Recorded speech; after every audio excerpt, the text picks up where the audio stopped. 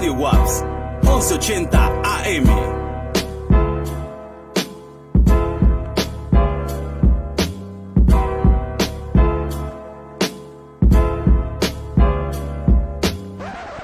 Muy buenas tardes, tengan todos ustedes bienvenidos a un programa más de Dosis Filosóficas. El tema del día de hoy, como lo prometimos en el programa pasado, es el pluralismo.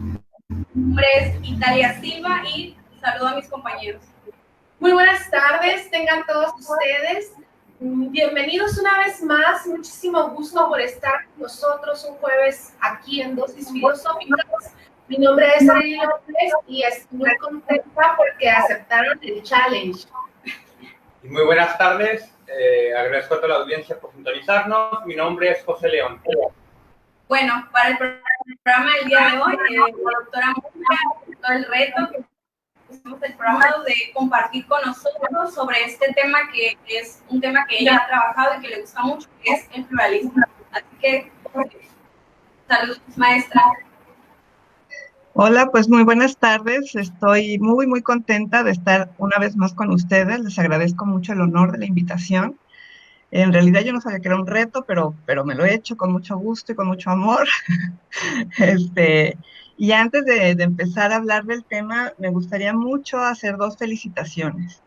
Una a través de José y de Italia, felicitarlos por su graduación, porque pese a las condiciones, ellos terminaron su carrera de filosofía y eso me hace muy feliz y orgullosa de ellos. Además soy la Nina, entonces eso es todavía un plus para mí. Y la otra es felicitarlos en Dosis Filosóficas porque han estado trabajando ininterrumpidamente y eso es muy valioso. Yo lo agradezco y los felicito por ello. Y bueno, Muchas gracias. de nada, con mucho cariño, ya saben. Yo digo, siempre que digo cariños y las quiero, es verdad, ¿eh? Yo siempre pido tener mucho amor y es para dar amor y sí, creo que sí tengo un corazón tan grande que puedo querer a muchos y a muchas. Entonces, ustedes ya saben que tienen un súper lugar en mi corazoncito, mejor dicho. También es muy plural, por cierto. Generaciones y generaciones hemos pasado por allí, ¿no? Imagínate. Ahora resulta que tener que compartir a la madrina. Ni modo.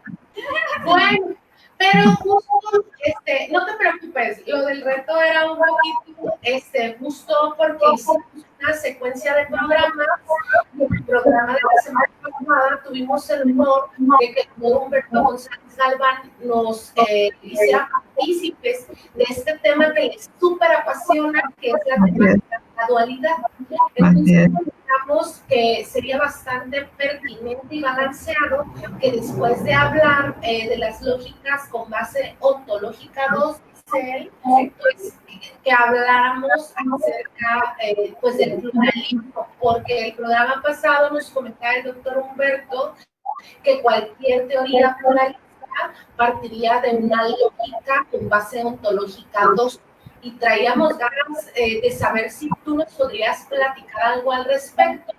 Si no es el caso, porque pues, tú te mueves en la corriente teórica o metodológica o algo así, ¿qué nos podrías decir acerca de esto, no? Bueno, lo que puedo decir es que sí es muy pertinente esa relación. De hecho, cuando Humberto empezó a trabajar este asunto que le interesa mucho, y después yo le empecé a hablar del pluralismo, entonces ahí él descubrió algo y empezamos a hablar justo de esa lógica, ¿no? Que no es la lógica modal ni la lógica monista clásica, ¿no? Sino se desprende de otros tipos de lógicas de los cuales yo no he trabajado con él en eso, pero que es un proyecto que tenemos juntos para trabajar justo porque hay esa relación. Pero a mí me ha hecho muy feliz que él haya entrado en la parte que que yo he trabajado, pues, ¿no? Esta del pluralismo, porque él ha encontrado un vínculo ahí muy interesante a partir de su tema que tiene que ver sobre todo con las cuestiones de las culturas, del Omeatl, del dios que él trabaja mucho, porque es justo ese, ¿no? El de la dualidad. Así que sí, es súper pertinente que haya esa continuidad, digamos, en el tema con el pluralismo relacionado al dualismo. Porque lo que yo podría comenzar a comentarles sobre el pluralismo es que, afortunadamente, los tiempos que estamos viviendo, digamos, después de la segunda mitad del siglo pasado para acá, son tiempos de reconocimiento de la diversidad, justamente, ¿no? De la diversidad cultural, que sigue atravesando por muchas tensiones todavía, pero que al reconocer que dentro de la sociedad, o sea, que la sociedad no es una, sino que son muchas sociedades, que nosotros mismos somos diversos, somos distintos, y que al interior de cada cultura se desarrollan diferentes formas de pensamiento, ¿no? Es que se está hablando justo de eso, de la pluralidad. Una cosa es la pluralidad, otra cosa es el pluralismo. Son dos términos relacionados, pero que justamente hacen referencia a eso, ¿no? A la diversidad, a la multiplicidad.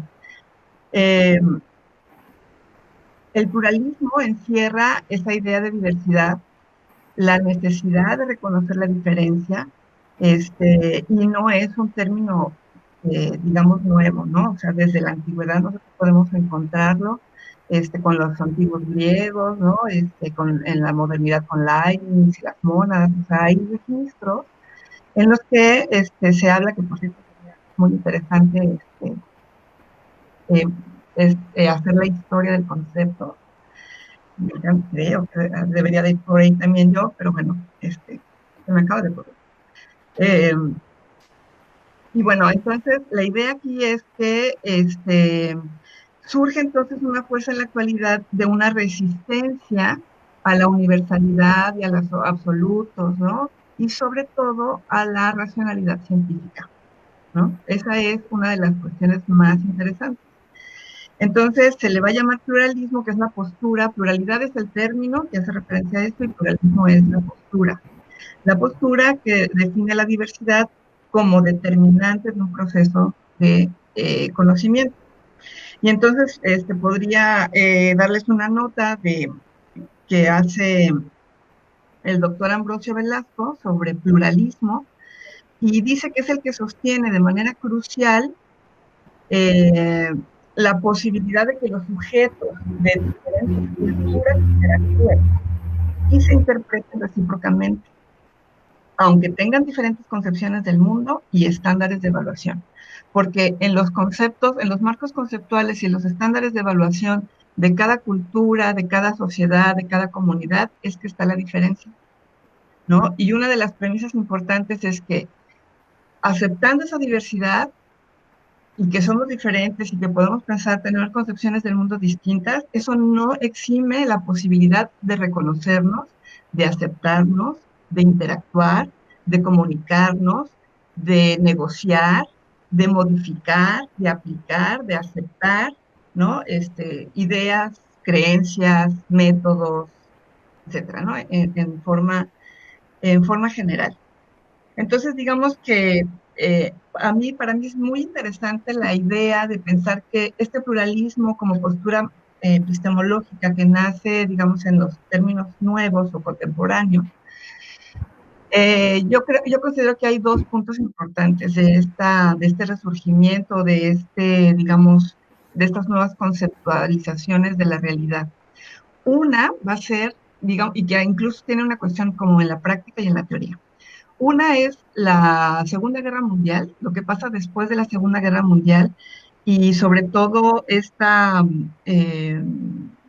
digamos, cuando se cuestiona la responsabilidad de la ciencia, cuando se empieza a cuestionar a la ciencia su responsabilidad desde la sociedad. Y entonces ahí empieza a haber muchas críticas hacia el actuar de la ciencia, hacia las prácticas científicas. Y esa apertura, o sea, se abre una puerta en la que esas críticas pues van a irse hacia muy diversos lugares en la reflexión y que van a dar lugar a ese pluralismo. Y por otro lado, y casi al mismo tiempo, la obra de Kuhn también va a ser una obra muy importante y de gran influencia para este pensamiento, porque en la obra de la estructura de las revoluciones científicas de 1962, que es una obra muy importante y que ustedes ya saben que Thomas Kuhn es uno de los filósofos de la ciencia de mayor influencia, ¿no? De ese siglo pasado, pues una de las cosas que él va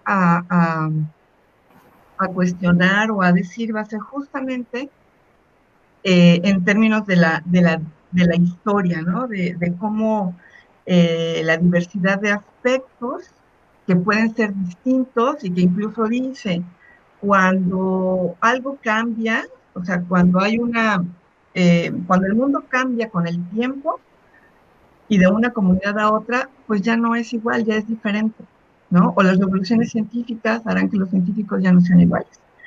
Entonces, a mí me gustaría eh, hacer la referencia a uno de los textos que pues, son muy importantes para este tema, que es el de León Olivet, el de Multiculturalismo y Pluralismo, que es un libro de 1999, pero que se reimprime en el 2007, y el tema del pluralismo le empieza con un ejemplo que a mí me gusta mucho porque me parece que es muy claro para entender esto de las diversidades culturales.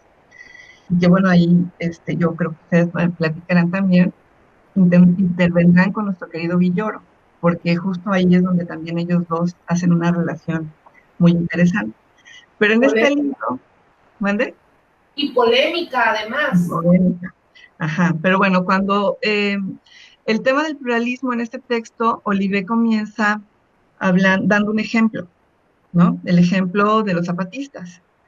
Y entonces, en relación a las lenguas, y lo que dice es que, por ejemplo, ¿no? Me voy a permitir leer, dice, por ejemplo, saludar, para nosotros está hablando de los indígenas en Chiapas, a través de el obispo Samuel Ruiz, que era como el intermediario ahí en aquella negociación, ¿no? Dice, por ejemplo, saludar para nosotros es desear salud, para nosotros, ¿no? Dice, pero para ellos, o sea, para los indígenas, eh, quiere decir, le doy la vuelta a mi corazón para que veas que no escondo nada atrás. Eso es lo que quiere decir para ellos saludar. Entonces, lo que nos está diciendo es que en el lenguaje hay una significación distinta de las palabras, ¿no? O sea, lo que para mí es una cosa, para ellos es otra. ¿Italia? ¿Qué será? Bueno, es que vi que el libro que acaba de mostrar de León Olivet se llama Multiculturalismo y Pluralismo, y yo quería saber si usted nos podía dar la diferencia de multiculturalismo y pluralismo, o si son sinónimos, o explicar la diferencia. Sí, son dos términos que se relacionan justamente porque estamos considerando o aceptando que hay diferentes culturas. Entonces, al hablar de diferentes culturas, estamos hablando de una diversidad de aspectos, ¿no? Que las conforman. Creencias, intereses, no sé, marcos conceptuales, ¿no? Que es uno de los términos muy importantes para esto. Eh, y eso es lo que conforma las culturas. Y dentro de una sociedad, por ejemplo, como la mexicana, pues es una sociedad multicultural. Ahora yo creo con la globalización y con las grandes migraciones, pues ya somos, o sea, por eso sale una sociedad global, ¿no? Ya todas somos multiculturales en realidad.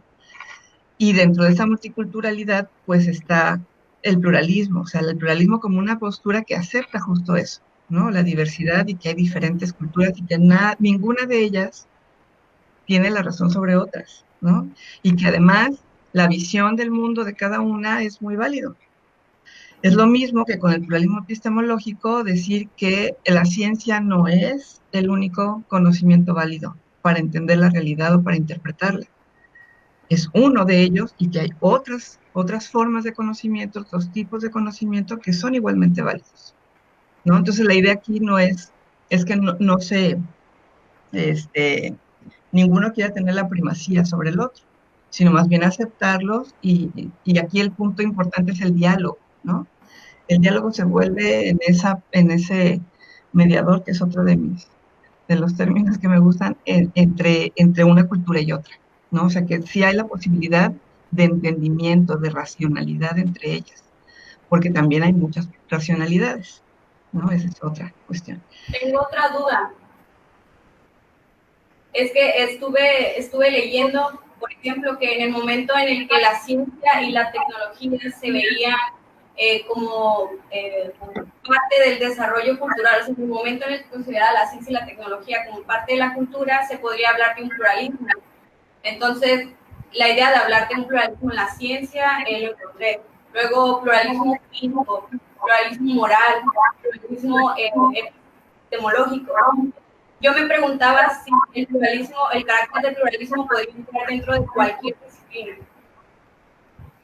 Pues de hecho, por ejemplo, en las metodologías hay una pluralidad, pluralidad de metodologías o metodologías plurales. O sea que la idea central es aceptar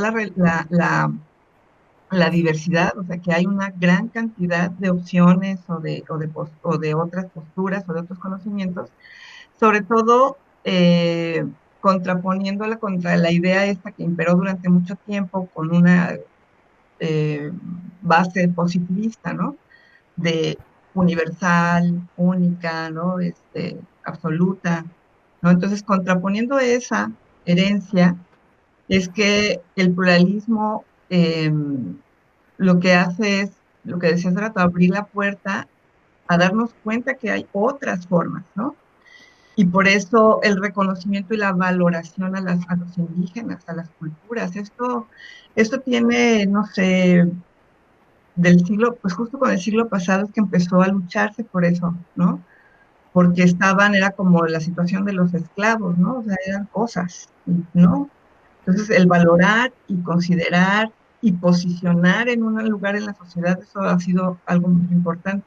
Por eso también es que, fíjense, con esto del pluralismo, otras de las cosas que van surgiendo en los términos, sobre todo académicos, es la idea de la interdisciplina, de la transdisciplina, de la complejidad, porque esa diversidad o esa aceptación de otras formas, pues va haciendo que puedan entonces realizarse las investigaciones, por ejemplo, pues desde otros puntos de vista, y entonces surgen las redes o los cuerpos académicos, ¿no? Ahora usados en términos institucionales, en los que convergen otras diferentes disciplinas para realizar estudios de un mismo objeto.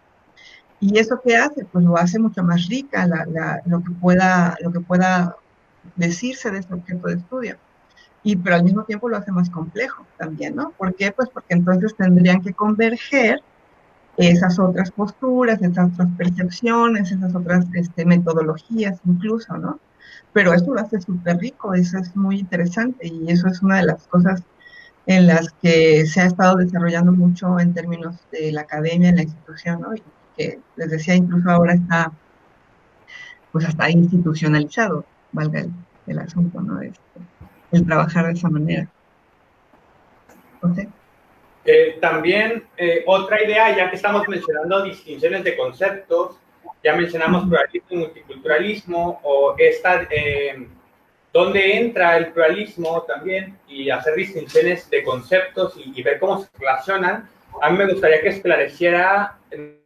nos esclareciera a nosotras, de la audiencia también, la relación que tiene el relativismo y el pluralismo, porque ya que viendo tantas cosas que conviven en un mismo sitio y que existen, diría usted, más conceptuales, es decir, un universo de ideas donde las cosas son aceptables o no, donde las cosas son valiosas o no, donde algo puede ser considerado verdadero o falso. En todo este sistema, pues va a haber choques, va a haber cosas en las cuales yo no pueda ponerme de acuerdo con alguien más, o sea, ni siquiera requiere ser de otra cultura, ni de otra comunidad. Puede ser aquí mismo en esta sala, no estar de acuerdo porque nuestros marcos conceptuales, nuestro sistema de ideas chocan. Entonces, me gustaría que nos explicara a nosotras y a la audiencia la relación que tiene todo esto del pluralismo con la idea de relativismo. Bueno, pues te agradezco eso porque sabes por dónde llegar, muchachito. Miren, para esa idea es muy importante también considerarlo que una de las ideas que trabaja con Kuhn y que venía al caso con lo que le estaba diciendo de este ejemplo que pone Olivé, porque lo que dice a partir de ese ejemplo, voy a ir hacia donde me pides, pero quisiera retomar esta idea para llegar ahí.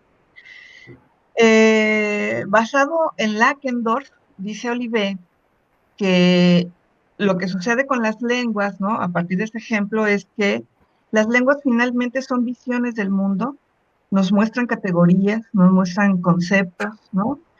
Y por lo tanto, pues construyen el mundo de esa comunidad, constituyen el mundo de esa comunidad. Entonces, basado en eso es que podemos decir que hay mundos diferentes. Hay muchos mundos diferentes, ¿no? Y no solamente en la idea de una comunidad a otra y de una cultura a otra y de una sociedad a otra, sino justo como acabas de decir, por eso el dicho este, ¿no? De cada cabeza es un mundo, es verdad, ¿no? Porque cada uno de nosotros pensamos de manera distinta, pero eso no quiere decir que no podamos ponernos de acuerdo, que no podamos llegar a, compaginar en cosas, a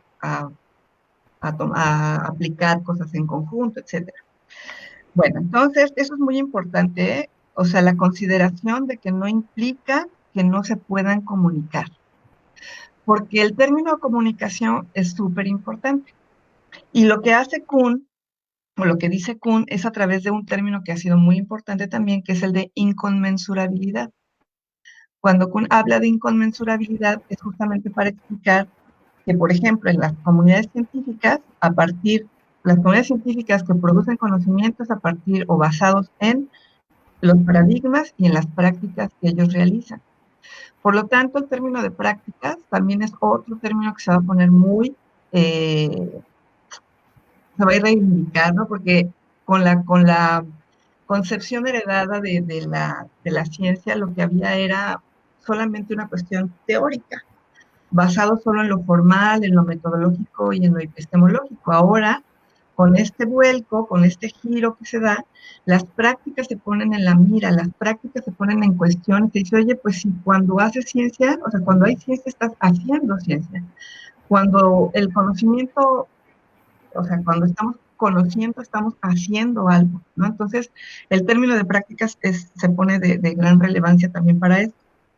Entonces, decía Kuhn que esto de la inconmensurabilidad, que significa que no puede haber una medida común entre dos culturas, por ejemplo, en este caso, entre dos comunidades, dice, esa inconmensurabilidad puede ser en términos metodológicos o en términos ontológicos o en términos epistemológicos, por ejemplo, que no sean los mismos marcos conceptuales, como bien decías tú, pero también puede ser en el lenguaje, puede ser en las creencias de la realidad, puede ser en la moral, puede ser en aceptar o rechazar teorías o creencias de cualquier tipo, en las normas o principios, en los argumentos. La inconmensurabilidad se refiere a cuando un objeto, una cosa, una idea, un valor no puede ser concebido por otro sistema de valores, ¿verdad? Y otro de creencias. Que no pueden empatarse, que no pueden ser iguales o que no pueden que no pueden ser equivalentes, Okay. que no pueden sustituir uno al otro, porque son diferentes, ¿no? Okay. Pero eso no significa que no puedan relacionarse, o sea, que no pueda llegar a ver, por ejemplo, si en términos de moral, para mí es un valor importante, no sé, la honestidad, pero para otra persona es más importante el éxito, ¿no? Pues bueno, ahí vamos a tener que llegar a acuerdos en cuanto a las reglas para poder, sigamos, si estamos trabajando en algún proyecto en común, pues saber cómo debemos hacer, porque para que ni transgredir lo que yo pienso, ni lo que tú piensas, y sobre todo las normas o las reglas de la sociedad en la que estamos, ¿no? ¿Sí me explico? O sea, siempre tenemos, y yo creo que es fácilmente lo que hacemos normalmente, o sea, nos estamos comunicando en un matrimonio, en un matrimonio, lo que se hace es negociar. Todos los días estamos negociando, porque es una cabeza y es otra cabeza. Somos diferentes, somos diversos, pero eso no implica que no podamos comunicarnos, que no podamos llegar a acuerdos de cómo se educan a los chamacos, por ejemplo. Sí, me fui con yo lo sé, un ejemplo muy banal, pero es que hasta allá podemos... Es muy bueno, es un ejemplo muy bueno, muy de la mano, ¿no? O sea, como muy propio de la cotidianeidad. Así es. Entonces, es lo mismo, por eso es muy importante, mira, esto de los paradigmas, por ejemplo, que es otro de los términos importantes, es también justo eso, porque cuando hay paradigmas y hay un cambio de paradigmas, cuesta mucho trabajo aceptarlo primero y luego entrarle, ¿no? Ahorita lo estamos viendo, ni modo, voy a tomar el curso que estamos tomando ahorita en línea, en el que hay cierta resistencia a cambiar a esta modalidad que no tenemos de otra, o sea, tenemos que entrar, pero y es una parte, digamos, es normal en un proceso porque estamos en crisis, en términos cuñados, ¿no? Estamos en crisis, entonces ahorita estamos en una etapa de la ciencia extraordinaria y pues tenemos que volver a la normalidad, pero es un proceso. Entonces, bueno, para llegar allá donde quiere mi Josecito, ¿no? Esto de la relatividad, que es sumamente interesante, es ese punto. Lo que hace, a partir de Kuhn, lo que podemos decir es que entonces la diversidad conceptual y la diversidad de mundos, entonces es eso. O sea, la diversidad conceptual finalmente y de prácticas finalmente significa una diversidad de mundos, ¿no? Y aceptar eso no significa que no pueda haber o que no haya una racionalidad científica o en general, ¿no? Porque también decía, es muy importante saber que hay diferentes tipos de racionalidades. ¿Qué es la racionalidad? Pues es la puesta en práctica de la razón. ¿De cuál razón? Pues la que si es una razón jurídica, si es una razón moral, pues la racionalidad en ese sentido también es diferente. Y una de las cosas que son interesantes en esto del pluralismo epistemológico, para ir aterrizando ahí, ¿no? Es en el conocimiento como en la moral, porque es uno de los dos aspectos que siempre toma Olivet, en este caso, es la fórmula que hace con el constructivismo, incluso con los neocantianos, ¿no? Los neocantianos ahí en términos de teóricos están ahí también las bases, ¿no? Entonces, el pluralismo, ¿qué dice el pluralismo? Dice, a ver, existen diferentes maneras legítimas de conocer la realidad. Por medio de las prácticas, de los recursos cognitivos de cada ser humano. La realidad, que es objeto de conocimiento y que se deja conocer de diferentes formas. Porque el arte, por ejemplo, es otra forma de conocer la realidad, ¿no? Sí. Luego, las representaciones de la realidad entonces, porque una cosa es la realidad y otra cosa es la relación, las representaciones de la realidad. Eso es algo que hay que tener siempre muy claro. Entonces, esas representaciones de la realidad necesariamente se hacen desde puntos de vista particulares, con intereses y propósitos específicos de alguien o de esa comunidad o de esa cultura, etc. ¿Okay? Entonces, dicen en esos términos, pues no hay razones para creer que deban converger una representación como única, completa y verdadera del mundo. O sea, ¿por qué debe haber una? ¿Sí? Por lo tanto, el pluralismo rechaza que exista, de hecho o en potencia, una única representación completa y verdadera del mundo. ¿Ok? O sea, a partir de eso es así como la premisa principal. Y por lo tanto, pues acepta la posibilidad de que haya visiones del mundo que sean incompatibles en diferentes aspectos, como habíamos visto, en creencias y teorías, en que puedan ser correctas o que puedan ser rechazadas, pero no anula tampoco la posibilidad de dialogar con ellas. Mónica, disculpa, lo que pasa es que no alcancé a escuchar y creo que dijiste algo sobre una pregunta particular que quiero yo hacerte. Igual tal vez lo podrías sumar a lo que estás comentando respecto a la duda de José León. Lo que sucede es que hasta donde recuerdo, todavía la última vez que tuvimos un curso en forma con León Olivet, él estaba discutiendo esto de... bueno, más bien, yo le hice la pregunta específicamente de que si él se declaraba un pluralista ontológico o un realista ontológico. Para el público que no está muy familiarizado con los términos, lo diré de muy gruesa manera, un pluralista epistemológico lo que dice es que hay muchas formas, ¿no? Igual lo comentabas tú, que hay muchas formas de conocer. Sin embargo, el realista ontológico pues asevera que hay una realidad allá afuera independientemente de los marcos conceptuales y de las formas en que conocemos esa realidad que está allá afuera. Luis Villoro se declaraba a sí mismo un realista ontológico y un pluralista epistemológico. a diferencia de León Olive, que León Olive, hasta donde yo recuerdo, él declaraba que el pluralismo llegaba a niveles ontológicos, es decir, a que realmente nosotros no solo teníamos diversas maneras de conocer, sino que los mundos eran completamente otros, ¿no? Entonces, no sé si ahorita podrías abonar un poco en ese sentido. Ok, sí, para allá podríamos aterrizar esto, porque tiene que ver con esto del constructivismo. O sea, para un constructivista, tampoco es el caso que haya una sola visión del mundo, ¿no? Que conduzca a creencias correctas, ni únicas, ¿no? Ni en el plano moral ni en el epistemológico, porque justo el conocimiento se construye socialmente. Entonces, lo que dice que, o sea, o lo que considera para evaluar esas creencias o esas acciones, pues se requiere de un conjunto de criterios, ¿no? Por eso decía que los marcos conceptuales y los criterios de evaluación son sumamente importantes para poder establecer relaciones, etcétera, ¿no?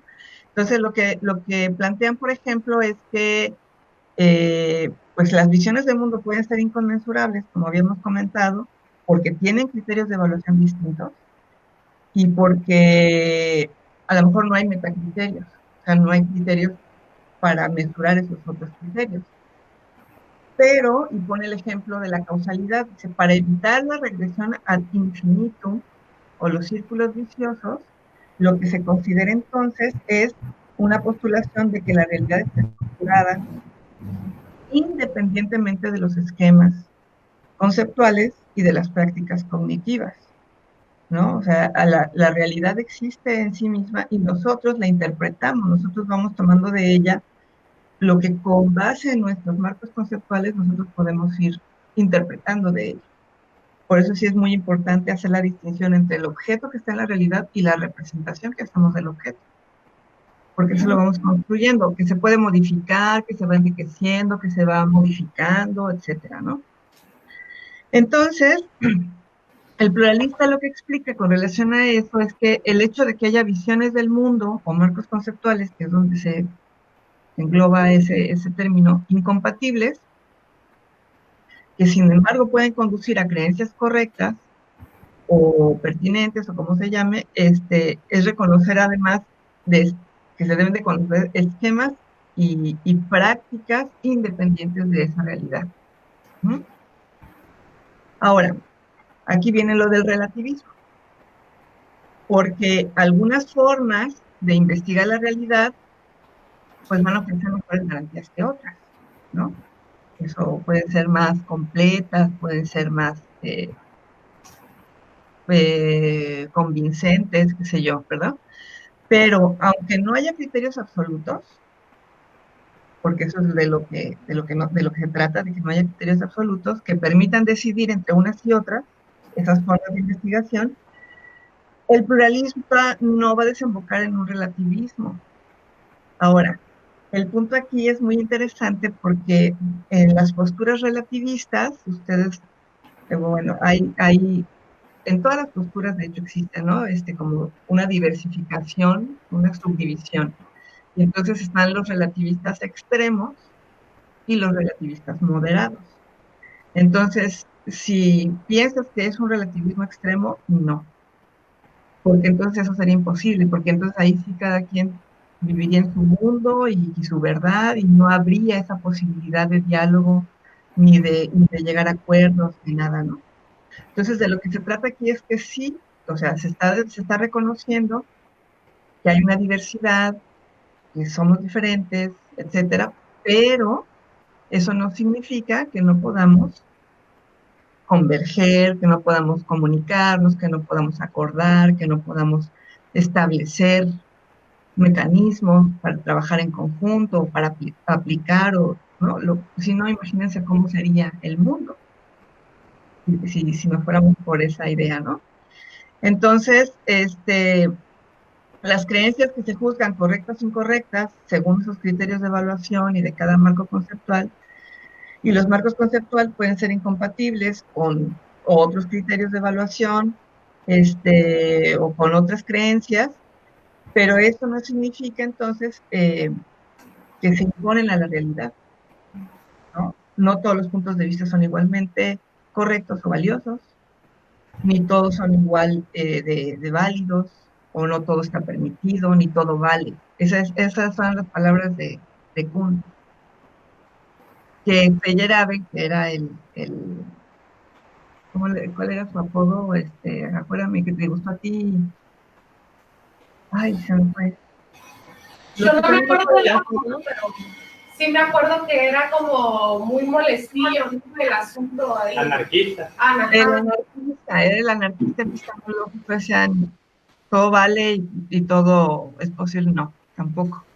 O Pero sea, debe lo había dejado como dadaísta, ¿no? sí, bueno, él nace de ahí, de esa idea de ir en contra en este caso, con la metodología y también, pues junto con Lakatos y ellos hacen ahora sí que un muro de contención que va empujando al positivismo, ¿no? O a los neopositivistas y abriendo esa puerta que les digo, ¿no? Abriendo esa puerta que les digo. Está bonita esa imagen, ¿verdad? O sea, imagínense a Kuhn, a Feyerabend, a Lakatos así abriendo la puerta para que entre el pluralismo. Entonces, fíjate que con lo que me decías, entonces, bueno, está claro lo del relativismo, sí lo respondí, José. Sí, claro. Yo Ok. quería abonar, antes de que cambiaran por otro rumbo respecto al relativismo, porque revisé una ponencia que se tituló Una mirada desde el pluralismo epistemológico, en donde hacían referencia a León Olivet, y, o sea, en estos modos de conocer distintos, decía que una manera Ay, se cortó. eran los criterios. Se cortó, perdón, no escuché. Se quedó, te congelaste unos segundos. ¿Otra vez? ¿Qué decía? Bueno, hay una forma en salvar al pluralismo epistemológico de un relativismo extremo, según León Olivet, y mencionaban esta idea de objetividad, que la objetividad entendía como racionalidad que tiene que estar presente en todas estas ideas, pero no solo es suficiente la racionalidad, sino que tiene que pasar por un filtro de verdad, o sea, respecto a la realidad. Entonces sería, según este texto, según León Olivet, una forma de salvar al pluralismo epistemológico de un relativismo extremo. Y además, también León Olivet, y se lo digo a la audiencia en general, dice en esa postura, en esta relación, que el pluralismo viene consigo un relativismo, pero es un relativismo acotado, porque de algo sale, pues, si hay una pluralidad, es porque cambian según las comunidades o los marcos conceptuales, otras cosas. Entonces, es relativo. ¿Qué significa relativo? Que es de alguien, es referente a algo, es relativo a Areli, es relativo a Italia. Entonces está condicionado por el tiempo, por el espacio, por otras cosas, también por nuestros marcos conceptuales. Entonces dice León Olivet que la relación, o sea, siempre va a haber un relativismo, pero uno acotado. Sí, que además sirve mucho pensarlo como territorios, ¿no? No es que se diga llanamente que la religión debe atender lo mismo que la ciencia y que la filosofía, sino más bien que todas y cada una de estas disciplinas y de estas formas de pensamiento tienen sus límites, sus alcances y su pertinencia a la explicación de uno de sus ámbitos de la realidad. Creo que el territorializarlo y pensarlo como territorios por lo menos ejemplificando mucha luz acerca de cómo confluimos en la misma realidad, pero nos ocupamos de diversos aspectos. No vamos a estarnos peleando porque uno diga que la mesa es blanca y otro diga que la mesa es de madera, ¿no? Creo que un poco a eso es el asunto de la inconmensurabilidad. Sí, pero además es que eso nos lleva a otro término que me gusta mucho, ¿no? El que justamente porque tiene que adecuarse desde las comunidades científicas, por ejemplo, con Kuhn, a que son comunidad porque hay cosas que los unen, porque hay cosas que los hacen comunes. y creen en algo porque establecen lo que nuestro querido Luis Villoro dice, razones objetivas suficientes, ¿no? Las famosas ROS. ¿Se acuerdan de las ROS? ¿No? Las razones objetivamente suficientes para creer en algo. Y entonces ya no es porque crea Mónica, es que la profe dijo, no. Es porque hay razones suficientes que nos convencen, nos ayudan a creer que así es. Entonces, ese relativismo, como bien apuntó ahorita León, es en ese sentido, pues es relativo a esas creencias, a esos intereses, o a esas teorías, o a esas razones, o sea, aunque se convierten en razones objetivamente suficientes para creer en ellas, ¿no? Y entonces, bueno, yo no sé el tiempo que nos quede, ¿no? Ustedes díganme, porque ya saben que yo ¿Cuánto puedo, tiempo nos queda?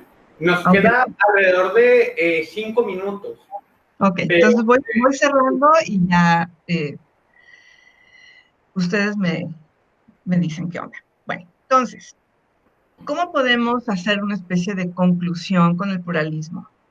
Yo creo que el pluralismo es una postura, pues que ya llegó para quedarse, ¿no? Porque, o regresó para quedarse definitivamente, como una postura en estos tiempos, porque pensando lo que decía Italia hace rato, ¿no? Sobre la ciencia y la tecnología, pues es que tiene mucho que ver, porque recuerden ustedes que la estructura de la ciencia cambia después de la Segunda Guerra Mundial porque cambia la estructura de la ciencia en términos de que se subsume a la tecnología, ¿no? La tecnología va a tener la impronta, va a decir, en la economía incluso, ¿no? Por eso se vuelve tan importante y va modificando ya no lo que algunos filósofos prefieren llamar, y yo también, la tecnociencia, ¿no? Que es esta nueva forma de conocimiento en la ciencia y la tecnología y que van buscando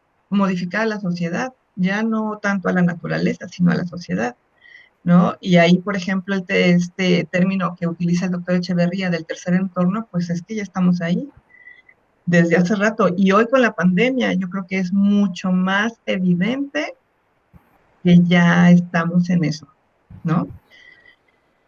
Como sea y como podamos, pero ya estamos ahí y casi, casi sin alternativa, ¿no? Entonces, ahí hay cosas bien interesantes que podríamos pensar, que por cierto, les sigo invitando para colaborar en aquello del COVID, a ustedes dos, estos muchachitos que estoy viendo enfrente, porque mi otra hijadita ya lo hizo, porque hay textos muy interesantes en la carpeta para seguir precisamente hablando de estas cosas. Y entonces, el pluralismo acepta que en un principio al menos es posible que los miembros de una comunidad o de una cultura interpreten a los otros de diferente manera, pero que lleguen a un acuerdo, ¿no? Y que con ellos las cuestiones de interés común y que se logren ciertos acuerdos. Kuhn sobre todo pensaba en la comunidad científica. Una comunidad científica es mucho más fácil llegar a consensos, por ejemplo, ¿no? El consenso es otro término ahí clave muy importante. Llegar a consensos en una comunidad científica es mucho más importante, por eso una característica para él de las comunidades científicas es que no son tan numerosas. O sea, puede haber varias comunidades, pero cuando trabaja el equipo, por ejemplo, aquí nosotros podríamos ser una comunidad y entre nosotros podría ser muy fácil adquirir consensos, aunque pensemos diferente. Ajá. Entonces, eso es muy interesante. En términos de una cultura y de una sociedad, pues eso se logra de diferente forma. Incluso en el mismo ejemplo que viene en este libro, dice, ellos no hacen votaciones y a ver si gana el sí o si gana el no. O sea, simplemente si no es unánime algún acuerdo, pues no pasa. Entonces, son diferentes formas prácticas, ¿no? En una cultura y las respetan y así funciona. Y entonces el que quiera llegar a esa cultura, pues ahora sí que, como dice también el refrán, al pueblo que fueres, hacer lo que vieres. Pero ahí entran otras cuestiones también, que son asegúnes, ¿no? Pero bueno, entonces, el constructivismo y el pluralismo, porque el pluralismo epistemológico está basado en esta fórmula, ¿no? Con el constructivismo, plantean algo como esto. Un mundo o sea, de ahí se desprende. Un mundo es un conjunto de objetos y de relaciones entre ellos. Ujú. Tal y como son constituidos a partir de ciertos esquemas conceptuales y de ciertas prácticas que los miembros de esa comunidad o de esa cultura realizan con ellos, ¿no? Entonces, esa sería como la tesis principal. Y entonces, el conjunto de prácticas y los esquemas conceptuales de los que se desprenden esas comunidades epistémicas o culturas, pues son en lo general diferentes, todas. Incluso pensando dentro de una comunidad científicas, dentro de la biología, por ejemplo, pues la biología puede ser la gran comunidad, pero dentro de esa gran comunidad hay otras comunidades y son diferentes, ¿no? Bueno, entonces, pero pues muchos de ellos nos van a conducir a conocimiento legítimo de la realidad que sea, verdadera también, a un conocimiento completo, a una descripción completa de la realidad. Y eso, por lo tanto, nos hace ver que, de hecho, existen entonces diferentes mundos. Ujú. Y para ir hacia donde apuntaba Areli, el doctor Olivet él trabajó con estos temas pues durante 20 años de su trayectoria y tuvo una evolución. Y hubo muchas cosas en las críticas que se le hacían a su trabajo, en las que recapituló, en las que dejó, abandonó, cambió la idea, dejó el realismo metafísico por el ontológico. O sea, al final, él era un realista ontológico también. Ah, sí cambió a realismo ontológico. Pero, ¡Bravo! Pero yo creo que fueron ideas que a lo mejor no quedaron así tan bien plasmadas desde su trabajo, ¿no? Porque fue como Órale. convenciéndose en el tiempo, ¿no? Entonces, incluso hace rato que decía Italia de lo de la verdad, que es otro tema así maravilloso, ¿no? El concepto de verdad. Y Oye, yo pero siempre, ¿qué haces con esa noticia? y- Sí, pues es que esa fue una polémica que sostuvo él con Luis Villoro. No sé si recuerdas tú que él cuando plasman su ponencia en el libro de Epistemología y Cultura en torno a la obra de Luis Villoro, pues era un chavito recién egresado de la universidad, o sea, tenía la edad de estos muchachitos cuando ya se andaba peleando con Luis Villoro acerca de este tipo de temáticas de los marcos conceptuales, de ontológico, del pluralismo epistemológico, y fueron décadas, ¿no?, de polémica de la buena, es decir, de dos grandes pensadores que estuvieron cuestionándose de manera rigurosa acerca de presupuestos del mundo, ¿no? Filósofos mexicanos ambos, que además tenían comunicación constante a través de revistas, de ponencias, de encuentros, y fue una polémica larguísima. Entonces, pues que afortunada me siento de enterarme por fin de la conclusión, porque yo todavía la última vez que lo escuché decía él que no, que le será pluralista ontológico. pero estuvo en esa transición al final, pero además yo creo que lo más interesante y lo más de más valor en esa relación con Villoro fue la lucha que los dos tuvieron por los pueblos originarios, por los pueblos Claro. indígenas, porque ese es uno de los grandes proyectos que el doctor Olivet dejó y que sigue funcionando, ¿no? Que le llaman redes sociales de innovación para eso, para seguir rescatando los saberes tradicionales de los pueblos indígenas. Y en eso es donde ellos tenían así una gran relación que de hecho pues se querían mucho, ¿no? Para Olivet, imagínate qué significaba Luis Villoro para él, ¿no? Así que, No. pues bueno. Bueno, Moni, muchísimas gracias por compartir con nosotros. Es un placer siempre que nos acompañes. Reconocemos y agradecemos también tu generosidad, no solamente para tu académica, ya que siempre que hemos tenido la necesidad, ahora sí que en este sentido amoroso, que sea una necesidad de carácter que comprometa la existencia, sino estas ganas, pues, que compartas con nosotros. Siempre nos dices que sí. Muchísimas gracias, nos tienen muy mal acostumbradas aquí, entonces filosóficas, y me gustaría que en algún momento posterior comprometerte para platicar de este tema tan interesante que es el de la verdad, ¿no? ¿Qué es la verdad? Los criterios de verdad, cómo relacionamos, ¿no?, las teorías de la verdad ya con el terreno de las prácticas. ¿Sí? Muy bien, yo encantada. Al contrario, yo me siento muy contenta también porque es una oportunidad para estar con ustedes, aunque sea virtualmente, pero pues ya saben que con mucho cariño y con mucho gusto y muy agradecida también por que me inviten a compartir con ustedes. Muchas gracias. Muchas gracias por aceptar la invitación y por hablarnos de forma extensa e intensa, diría él, sobre el pluralismo. Muchas gracias. No, muchas gracias a Es ustedes. un gusto otra vez estar viéndonos y reflexionando juntos también. Y también a la audiencia, gracias por otro jueves más. Muchísimas gracias a todos. Nos vamos con esa preciosa carita, con ese precioso cerebro que tenemos aquí enfrente y con ese precioso ser humano, la doctora Mónica Ramírez Solís, con nosotros. Gracias, y a todos esto fue Dosis Filosóficas. Bye. Adiós.